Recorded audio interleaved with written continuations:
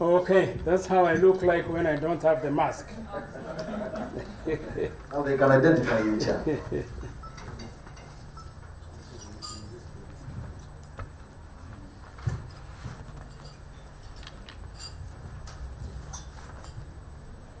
Well, Mr. Samuel Maina, the Deputy President of Kenya Editors Guild,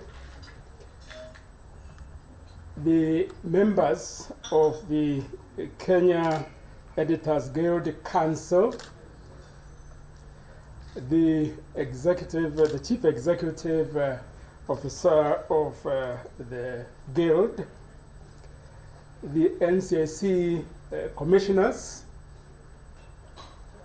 the NCIC secretary and the CEO, the secretariat of both of these institutions, and all the journalists present, members of for the state. Good morning. Good morning again. Amjambo. Asante sana. Now let me start by really expressing my profound gratitude to Samuel Maina for doing two very important things.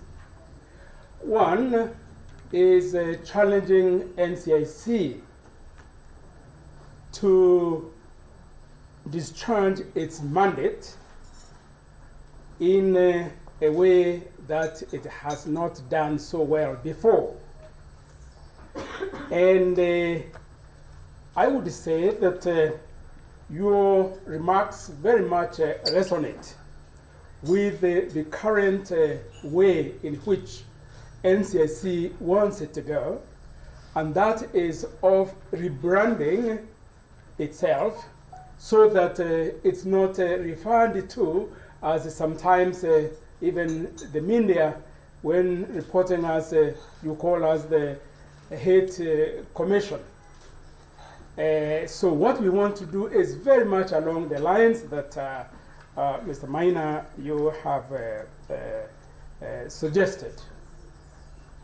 The second reason why I want to thank you is that you have come up with some very important suggestions that which I would say if NCIC were to follow, then we'll be able to bite and not only bark. So we welcome those remarks and say that we'll take them on board, and as you will hear in my remarks, there's quite a bit of what you have said that we have already taken on board. And I want to thank all of you for making it to this breakfast meeting and for allowing us to engage, just like it has happened with the remarks of the Deputy President of the Kenya Editors Guild. As the Secretary of the NCIC Commission said, this breakfast meeting should have happened before Corona. And we had in fact set a date and a venue, and we were looking forward very much to it, and that is the time we were quite new as a commission. But as many other things were put in abeyance by Corona, especially COVID-19, we were not able to have this breakfast meeting. But it's good that today we are here and to meet many of you for the first time. The greatest value in today's world is the value of ideas. In this market of ideas, there is no greater gatekeeper than yourselves, the Kenya Editors Guild, and for the state. Indeed, much of our world is composed of ideas, thoughts, and philosophies that we have picked up from many institutions, yours included.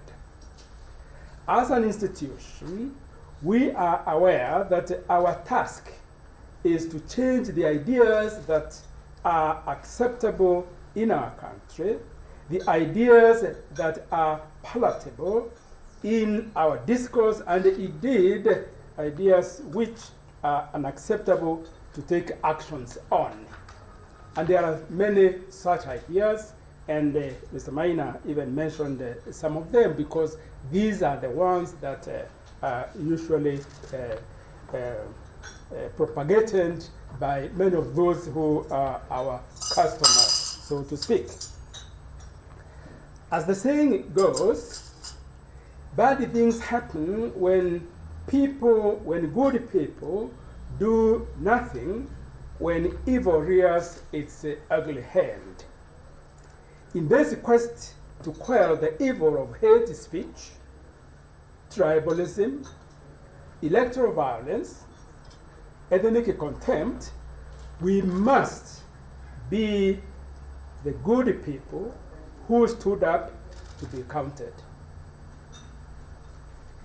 It is not lost on us, and we would really like to appreciate the many times you editors have gone on to edit out incendiary comments, refused to carry tribal contempt, and overall, you as media have been a great force for good in this country.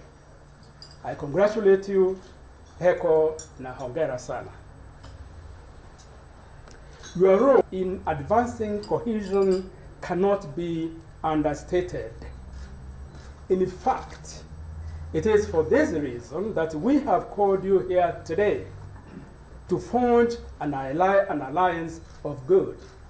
And that is what I heard from the Deputy President of your guild.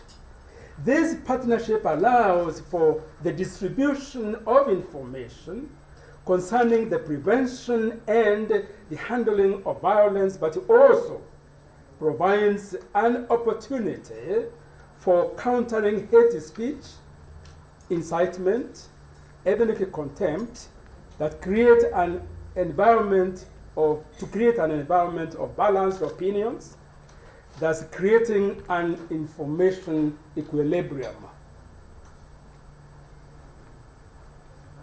Ladies and gentlemen, responsible media and journalism does not just republish press releases and political statements, but is truly concerned with a truthful, balanced, and fair account of events.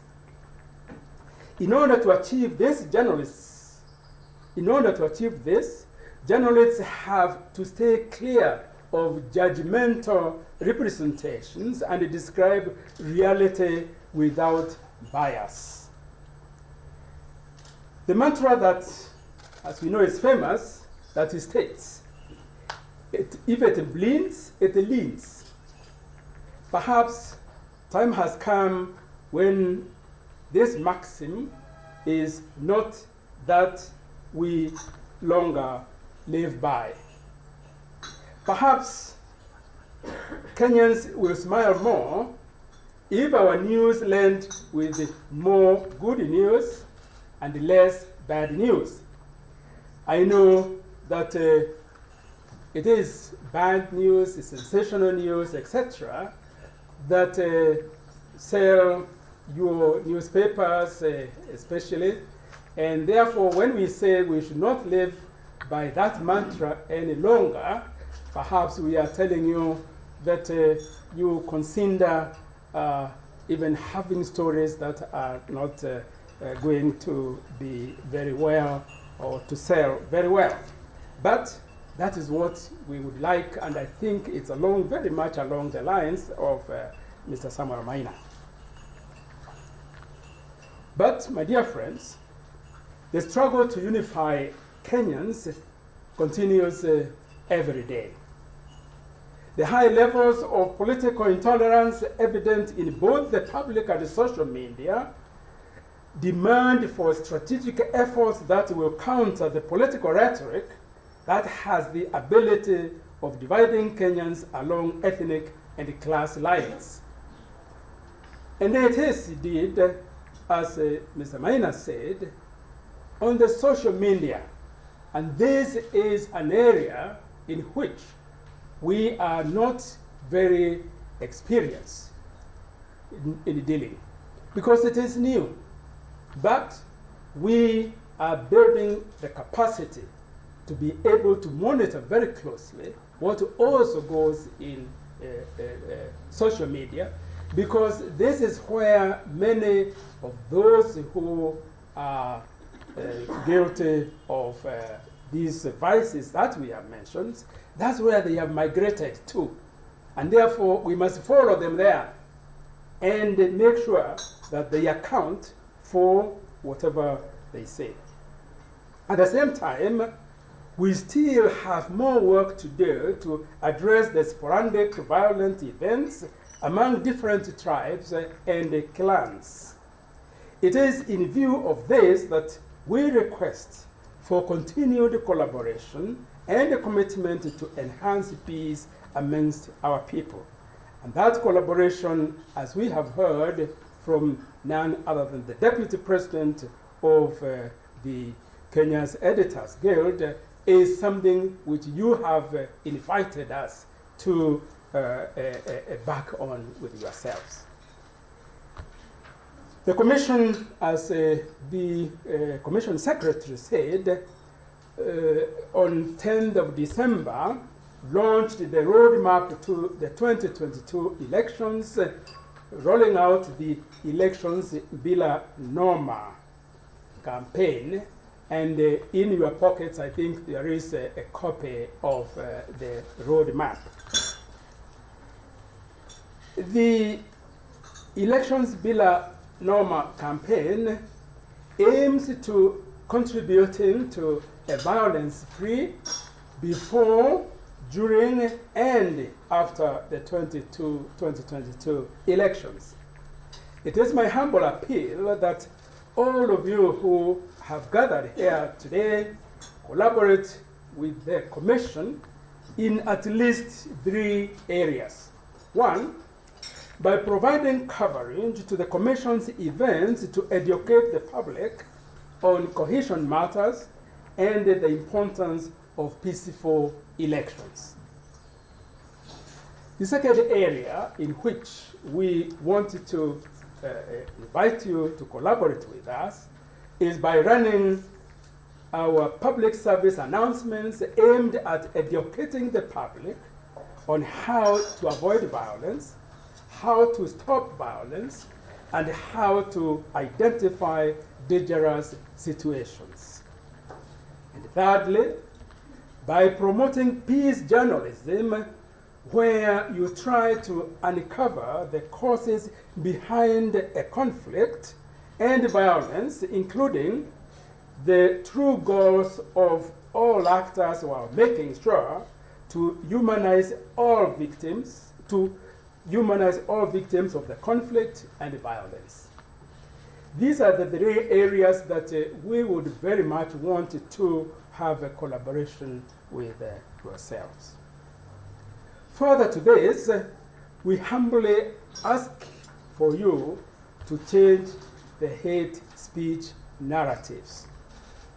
And that is why I was so pleased when the Deputy President, Maina, said that time has come when you could consider and refuse to cover the hate speech, violence, and any activities and speeches of politicians, because it's by covering them that you encourage them to continue with their vices.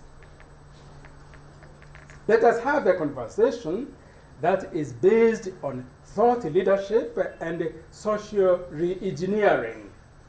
Instead of engaging only in discussions on the criminal consequences of hate speech, let us drum up the ideology of social consequences for engaging in hate speech and ethnic contempt. To this end, we have created a wall of shame and a wall of fame to create a social consequence for leaders going off the script and spewing hate speech. And this is the kind of challenge that we had, and indeed our mandate includes publishing of such a list. There's more work we are doing on this so that it will be very clear to Kenyans what the threshold is, and so that the politicians will know if they engage in a particular area, if they continue inciting people, etc., that indeed they cannot do it any longer with the impunity, or an excuse for not having criminal charges, but it is an idea meant to depopularize hate speech, even as we actively pursue criminal liabilities. Therefore, it is those three pillars on which we want to continue our work. Pillars that will have political consequences, a pillar that will have social consequences, and a pillar that will continue to have criminal consequences. For us to achieve this, we need therefore the state to utilize its immense power to shift public sentiment and create an environment where Kenyans jeer instead of cheer at hate speech. As we have said, it's when you give a lot of coverage to politicians who behave in this manner that they continue. But also it is their audiences, where in many cases they are cheered when they insult. They cheered when they are cheered when they incite. So if we collaborate that way and then educate the public so that instead of cheering, they will jeer them. And this is why one of the names that we had included in the list of fame last in January was because here was a politician who refused to do what the crowd was asking him to do. And he says, even if it means my losing my seat next time round, I'm not going to do what you are encouraging me to do. And that is the incitement as well as ethnic contempt. At the same time, we also want your collaboration in creating political consequences of breaking the laws of cohesion. We must ensure that under Chapter 6 of the Constitution on leadership and integrity, those guilty of breaking these laws are barred from running for office, exactly as Mr. Maina said. Finally, ladies and gentlemen, we invite you to follow up on the active criminal cases that are on against suspects of hate speech. As we know, almost every time we have a press conference, we are asked to share the names of who have been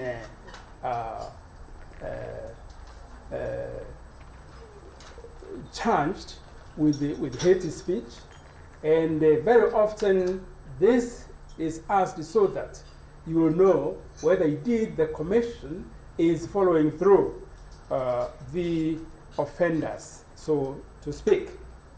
And it is for that reason, therefore, I just wanted to mention a few names of those that have been summoned by the commission.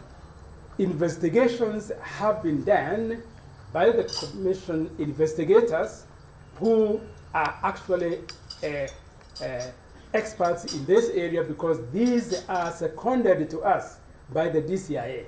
So they are competent in their work.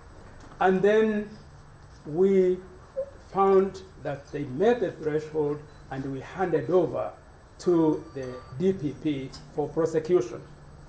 And people like Honorable Oscar Sundi, Member of Parliament, Kapsaret, Honorable Edama Olekina, Senator, Naroko County, Honorable Johanna Ngeno, Member of Parliament, Emurua Decree. Yeah? Don't call them honorable. Dishonorable. Okay, and that's the Honorable Honorable Farah is telling me these are no longer honorable if they behaved in a dishonorable way. So are they honorable or dishonorable? And their cases are still going on, so this is ongoing. But also we have a number of cases that have been concluded. Some of them either being charged or others, finally, we have conciliation. Because we put also a very high premium on conciliation. And because this is what the Commission wants, it's not so much to punish as to help people to change their attitude and their behavior. Because if that happened, then they would not repeat it. So there are a number of those that include, for example, Mr. Fidelis Motoavita Macau, Mr. John Ichiri Njao, Mr. Beth Kipsang, among others.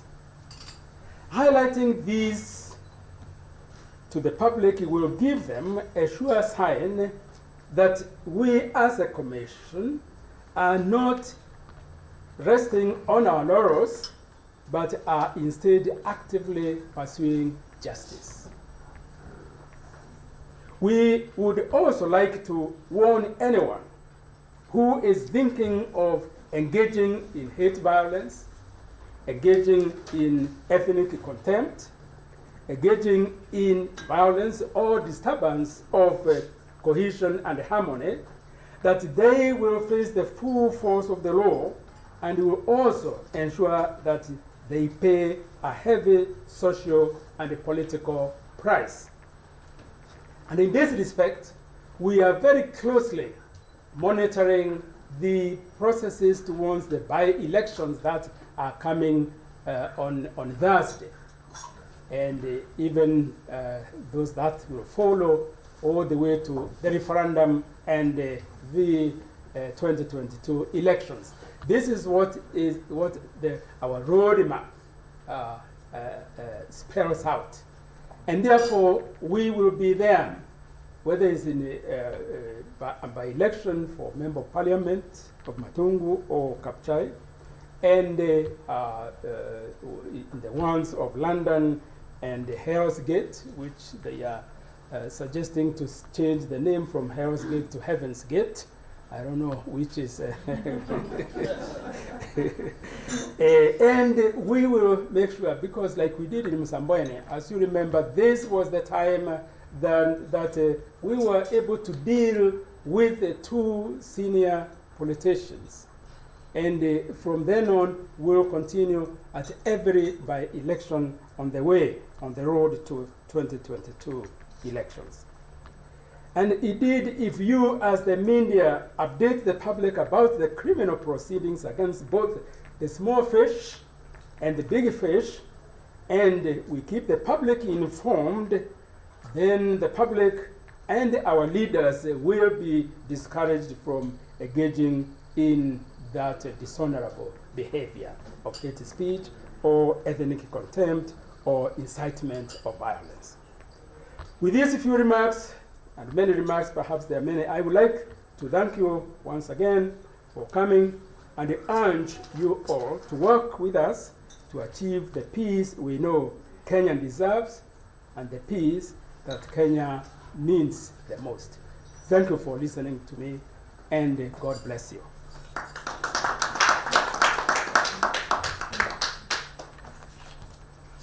Thank you, Chair, for those remarks.